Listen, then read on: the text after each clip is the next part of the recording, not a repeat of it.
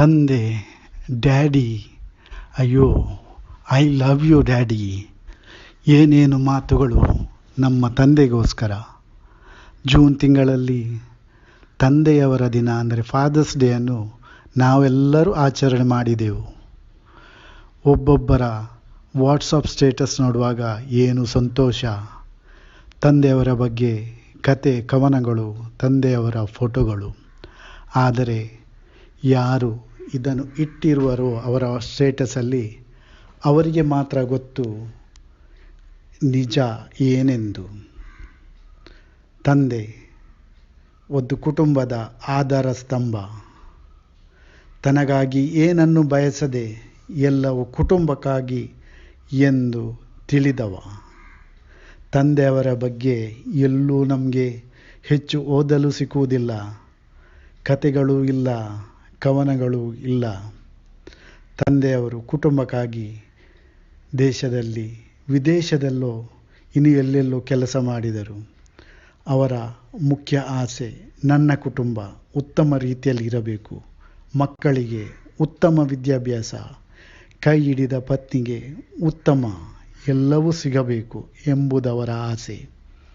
ಎಷ್ಟು ಕಷ್ಟಪಟ್ಟು ಕೆಲಸ ಮಾಡಿ ಮಕ್ಕಳಿಗೋಸ್ಕರ ಹೊರದೇಶದಲ್ಲಿದ್ದವರು ದುಡ್ಡನ್ನು ಕಳಿಸಿದರು. ಮಕ್ಕಳಿಗೆ ಏನು ಬೇಕಾ ಅವರಿಗೆ ಅವರ ತಾಯಿಯಿಂದ ಸಿಕ್ಕಿತು.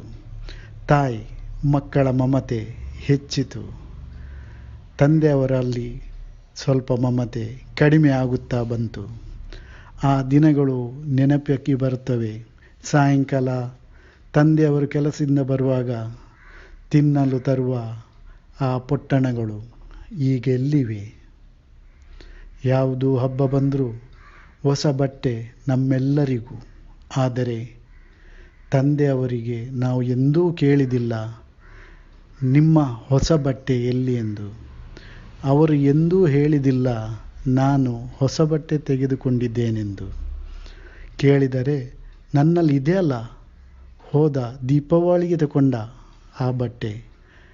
ಅವರ ಒಳಿತು ತಿಳಿಯುವುದು ಆ ಶರ್ಟಿನ ಒಳಗಡೆ ಇರುವ ಬನಿಯನ್ನ ಮೇಲೆ ಇರುವ ಅಷ್ಟು ತೂತುಗಳು.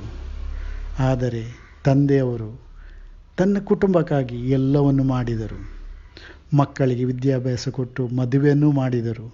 ಕಲಿತ ಮಕ್ಕಳು ಮದುವೆಯಾಗಿ ಆಸ್ಟ್ರೇಲಿಯಾ, ದುಬೈ, ಇಂಗ್ಲೆಂಡ್, USA ಇನ್ನೆಲ್ಲೂ ಹೋದರು.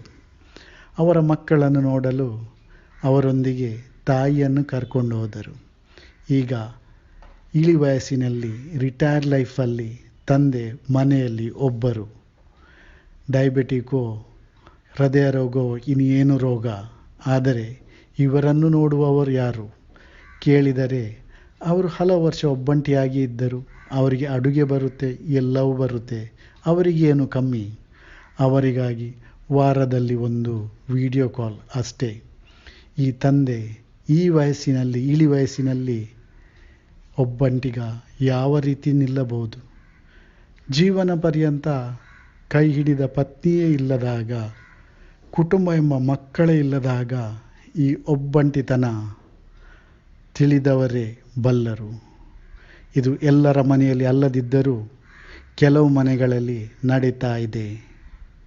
ಓ ತಂದೆ, ಓ ಅಪ್ಪ ಎಂದು ಹೇಳುವವರು ಎಲ್ಲಿರುವರು ಈಗ?